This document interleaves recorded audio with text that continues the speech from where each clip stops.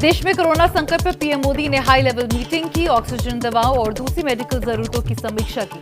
अधिकारियों की health infrastructure तेजी से अपग्रेड करने के निर्देश दिए। पीएम मोदी के साथ बैठक में मेडिकल सुविधाओं और कोविड प्रबंधन पर बने 3 एम्पावर्ड ग्रुप ने देश में आईसीयू बेड्स बढ़ाने की जानकारी दी। राज्यों को ऑक्सीजन आवंटन बढ़ाने के बारे में भी बताया। हाई लेवल मीटिंग में पीएम मोदी ने अफसरों को निर्देश दिए कि वो राज्यों के साथ बैठकर कोरोना की चेन तोड़ने के लिए सही रणनीतियां बनाएं। इसके साथ ही गाइडलाइंस भी बनाएं।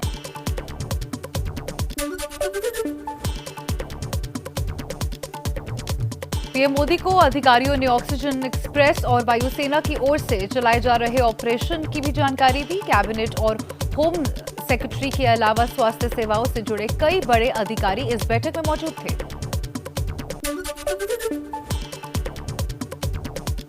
पीएम मोदी की अगुवाई में आज केंद्र कैबिनेट की बैठक सुबह 10:30 बजे वीडियो कॉन्फ्रेंसिंग से चर्चा होगी। कोरोना पर मिल सकती है फिर से कोई बड़ी खबर। देश में कोरोना से बिगड़ते हालातों पर केंद्रीय मंत्री नितिन गडकरी बोले, हमारे पास अस्पतालों, ऑक्सीजन और दवाओं की किल्लत, सुविधाएं बढ़ाने की कोशिश कर रहे हैं। लोग की जान बचाना हमारी प्राथमिकता है, जनता भी सहयोग करे। रेल मंत्री पीयूष गोयल ने कहा, कोरोना के खिलाफ सामूहिक लड़ाई तेज। ऑक्सीजन मुहैया कराने में किसी भी तरह की कोई कसर नहीं छोड़ रही है हमारी सरकार। कोरोना संकट पर रक्षा मंत्री राजनाथ सिंह ने सभी राज्यपालों के साथ बैठक की। कहा, मुख्यमंत्रियों को भरोसे में लेकर काम करना है। महामारी से लड़ने के लिए पूर्व सैनिकों, सेना के रिटायर्ड डॉक्टर्स और नर्सों को उतारा जाएगा।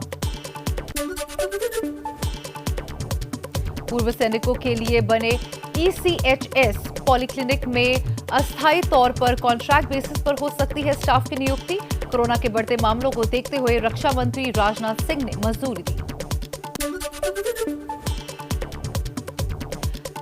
देश में कोरोना से बिगड़ते हालातों पर सुप्रीम कोर्ट ने कहा, राष्ट्रीय संकट में हम मूक दर्शक नहीं बन सकते हैं। केंद्र से संसाधनों के इस्तेमाल, ऑक्सीजन और वैक्सीनेशन पर जानकारी मांगी। शुक्रवार को अगली सुनवाई होगी। सुप्रीम कोर्ट ने वैक्सीन के अलग अलग दाम पर भी सवाल उठाए। पूछा, क्यों है अलग अलग कीमत? इस पर केंद्र सरकार क्या कर रही है? और देश में कोरोना से अब तक मरने वालों की संख्या 1,98,000 के पार पहुंची।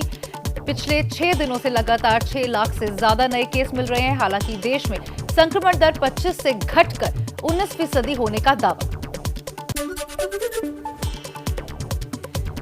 दिल्ली और महाराष्ट्र में एक दिन में कोरोना से मौत के पिछले सारे रिकॉर्ड टूटे। महाराष्ट्र में 24 घंटे में 895 लोगों ने अपना दम तोड़ा। दिल्ली में 381 कोरोना मरीजों ने अपना दम तोड़ा।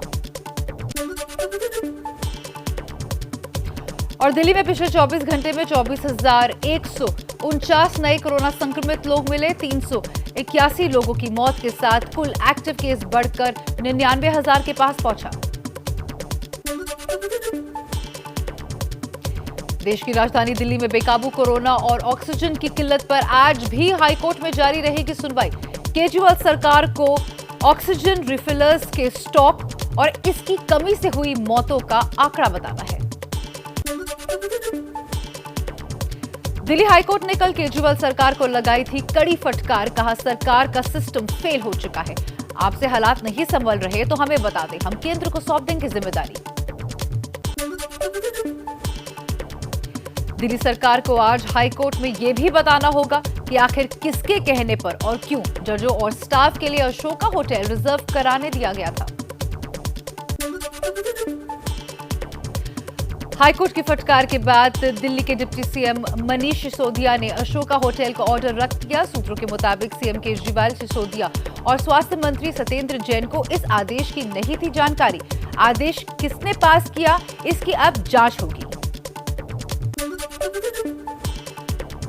ऑक्सीजन कमी को लेकर सीएम केजरीवाल का बयान। कहा, 1 महीने के अंदर दिल्ली में 44 ऑक्सीजन प्लांट लगाए जाएंगे। दिल्ली सरकार 36 और केंद्र सरकार 8 प्लांट लगाएगी। सीएम केजरीवाल ने कहा इस बार गंभीर मरीज ज्यादा आ रहे हैं, आईसीयू बेड दिल्ली में नहीं बचे हैं। 1200 आईसीयू बेड 10 मई तक होंगे तैयार। और दिल्ली की तिहाड़ जेल में 225 कैदी कोरोना पॉजिटिव पाए गए। इसके साथ ही अंडरवर्ल्ड डॉन छोटा राजन भी संक्रमित हुए, एम्स में भर्ती है। हरियाणा के गृह मंत्री अनिल विज ने प्रदेश में बढ़ते कोरोना संक्रमण के लिए दिल्ली को जिम्मेदार ठहराया। कहा गुरुग्राम और फरीदाबाद में करीब 70% मरीज दिल्ली से आए। यूपी में इलाहाबाद हाई कोर्ट की कड़ी टिप्पणी। कहा आजादी के 70 साल बाद भी लोगों को नहीं दे पा रहे हैं ऑक्सीजन, ये शर्मनाक है। ऑक्सीजन की कमी से कोई मौत नहीं होनी चाहिए। पंचायत चुनाव में नियमों की अनदेखी पर भी नाराजगी जताई। और यूपी में एक दिन में कोरोना से रिकॉर्ड 265 लोगों की मौत, करीब 33,000 नए संक्रमित लोग। अकेले लखनऊ में ही 4,500 के करीब नए संक्रमित मिले।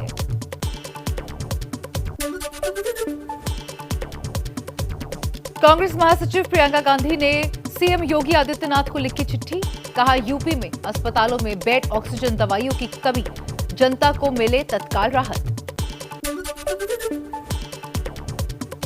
यूपी के डिप्टी सीएम दिनेश शर्मा डॉक्टरों की सलाह पर अस्पताल में भर्ती हुए। कोरोना पॉजिटिव होने के बाद घर में ही आइसोलेटेड थे दिनेश शर्मा।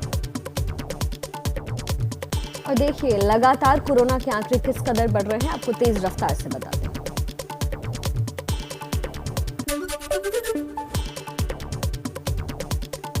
महाराष्ट्र में पिछले 24 घंटे में 66,358 नए कोरोना मरीज सामने आए। आज 195 मरीजों की मौत के साथ कुल एक्टिव केसेस तकरीबन 6,73,000 हो गया है।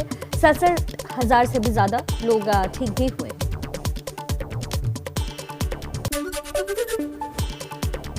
मुंबई को कोरोना से थोड़ी राहत, घट रहे हैं नए केसेस। 24 घंटे में 3,999 पॉजिटिव लोग मिले, 59 लोगों की मौत भी हुई। अभी मुंबई में 68,000 से ज्यादा एक्टिव केसेस। महाराष्ट्र के बीच से संवेदनहीनता की तस्वीर आई सामने। एक एम्बुलेंस में ठूसे गए 22 कोरोना मरीजों के शव। शमशान में एक चिता पर 3 शवों का अंतिम संस्कार किया गया। प्रशासन सवालों के घेरे में। आंध्र प्रदेश के विशाखापट्टनम में बेरहमी की हद हुई पार। माता पिता अस्पताल के बाहर ऑक्सीजन का इंतजार करते रहे और 1.5 साल की बच्ची ने कोरोना से एम्बुलेंस में ही दम तोड़ दिया।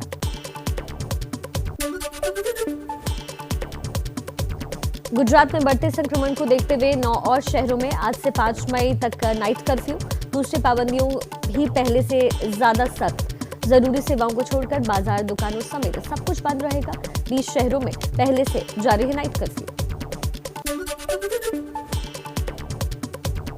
गुजरात के अलावा राजस्थान का भी कोरोना से हुआ बुरा हाल। नए मामलों में रोज इजाफा, तो जम्मू कश्मीर में भी बढ़ रही है मरीजों की संख्या।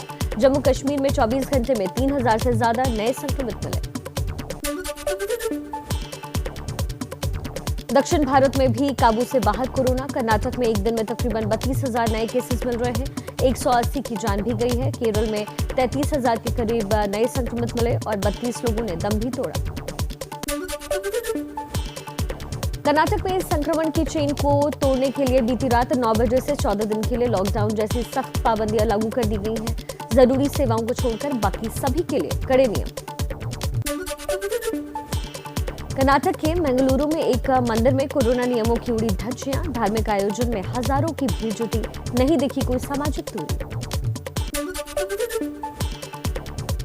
हिमाचल प्रदेश में होम आइसोलेशन और कोरोना वैक्सीनेशन में शिक्षकों की ड्यूटी लगेगी। स्टाफ में कमी ना आए, इससे लिया गया फैसला। बाहर से हिमाचल आने वाले लोगों के लिए भी आज से नए नियम लागू किए गए। देश के कई राज्यों में बढ़ रहे संक्रमण को देखते हुए पूर्वोत्तर मेघालय ने भी बढ़ाई सख्ती। मेघालय पहुंचने वालों को हर हाल में 7 दिन के लिए अब क्वारंटीन होना होगा। 2 मई को विजय जुलूस नहीं निकाल पाएंगी राजनीतिक पार्टियां। चुनाव आयोग ने विजय जुलूस पर लगाई रोक। बंगाल, असम समेत 5 राज्यों के चुनाव नतीजे 2 मई को आने वाले हैं। राहुल गांधी का कोरोना को लेकर मोदी सरकार पर फिर से हमला। बोले सरकार को समझना चाहिए कि लड़ाई कोविड से है, कांग्रेस और अन्य राजनीतिक दलों से नहीं। बीजेपी अध्यक्ष जेपी नड्डा आज युवा मोर्चा से जुड़े केयर्स डॉक्टर टेली कंसल्टेशन अभियान की शुरुआत करने वाले हैं। भारतीय जनता युवा मोर्चा के फेसबुक पेज पर लाइव होगा। आज से 18 साल और उससे ज्यादा उम्र वाले टीकाकरण के लिए कोविन या आरोग्य सेतु ऐप पर रजिस्ट्रेशन करवा सकेंगे। 1 मई से देश में शुरू हो रहा है तीसरे चरण का टीकाकरण। महाराष्ट्र में 18 साल और उससे ऊपर के लोगों को 1 मई से मुफ्त वैक्सीन दी जाए या नहीं, इस पर आज उद्धव कैबिनेट की बैठक में फैसला लिया जाएगा। लॉकडाउन बढ़ाने पर भी हो सकता है फैसला। कोरोना से निपटने के लिए ब्रिटेन से सामानों की पहली खेप दिल्ली पहुंची। 95 ऑक्सीजन कॉन्सेंट्रेटर और 200 वेंटिलेटर आए। सबसे ज्यादा जरूरतमंद अस्पतालों को भेजे गए। कोरोना के खिलाफ जंग में आयरलैंड भी भारत के साथ खड़ा दिखा। आयरलैंड की ओर से भेजे गए 700 ऑक्सीजन कॉन्सेंट्रेटर आज दिल्ली पहुंचेंगे। कोरोना संकट में भारत की मदद में पुराना दोस्त भूटान भी आगे आया। भूटान रोजाना 40 metric ton liquid oxygen Bharat भेजेगा। सेना प्रमुख जनरल नरवणे ने सियाचिन और पूर्वी लद्दाख का दौरा किया और ऑपरेशन में तैयारियों का जायजा लिया। आपको बता दें, जवानों से मिलकर उनका हौसला भी बढ़ाया। आज वापस लौटेंगे नरवणे।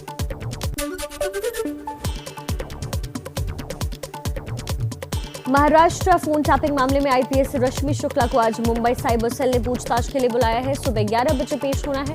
अब एक केंद्र में प्रतिनियुक्ति पर हैदराबाद में पोस्टेड है रश्मि। चलिए कुछ और खबरें फटाफट अंदाज में। हाथरस केस की आड़ में यूपी में हिंसा भड़काने की साजिश में गिरफ्तार पत्रकार सिद्दीकी कप्पन मामले में आज सुप्रीम कोर्ट में सुनवाई। रिहाई के लिए दी गई याचिका में कहा गया सिद्दीकी को अच्छा इलाज नहीं मिल रहा। सुप्रीम कोर्ट ने मांगा है मेडिकल रिकॉर्ड। कल्याण की जेल से 4 साल पहले भागा आरोपी को मुंबई क्राइम ब्रांच ने गिरफ्तार किया। अपने साथी के साथ भागा था डेविड उर्फ मुर्गेश। कन्याकुमारी में दोनों पकड़े गए, फिर वहां से भी भाग निकल गए। बले में पंचायत चुनाव के दौरान 2 गुटों के बीच हिंसा में उम्मीदवार के परिजनों की बुरी तरह पिटाई। जब तीसरे दौर की वोटिंग हुई थी तब ये पिटाई हुई थी और वीडियो अब सामने आया है। आगरा के एक अस्पताल में डॉक्टरों पर मरीजों के परिजनों ने हमला किया। इलाज के दौरान विवाद होने पर भड़के कई डॉक्टर और कर्मचारी घायल हुए। फरार आरोपियों की तलाश में जुटी है पुलिस। बिहार के बेतिया में जमीन के झगड़े में 2 गुटों में पुलिस के सामने ही लाठी और डंडे चलाए, गोलियां चलाने तक का आरोप। तमाशबीन बनी रही पुलिस ने बाद में केस दर्ज कराया। अब आरोपियों की तलाश हो रही है।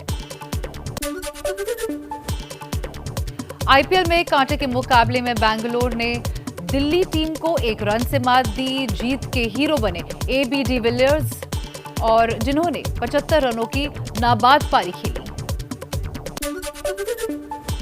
आईपीएल में आज धोनी की चेन्नई और वार्नर की हैदराबाद टीम से मुकाबला। चेन्नई अंक तालिका की टॉप टीमों में शामिल हो गई है। हैदराबाद 5 में से 1 ही मैच अब तक जीत सकी है।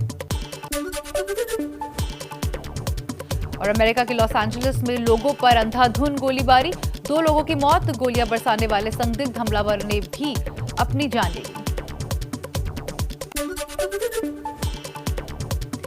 अमेरिका के अटलांटा में जलती कार से ड्राइवर के रेस्क्यू की तस्वीर सामने आई। टक्कर के बाद कार में लगी थी आग और फंसे ड्राइवर को हार्ट अटैक आया था।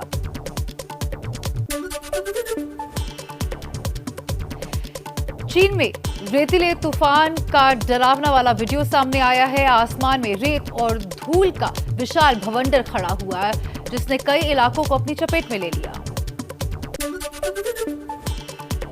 और कोरोना की पहली लहर की तबाही झेल चुके इटली में पटरी पर लौट रही है जिंदगी। मिलान में सावधानी का पालन करते हुए रेस्टोरेंट समेत कई दुकानें खुली। घरों में बंद रहे लोग भी पहले की तरह खुश दिखे।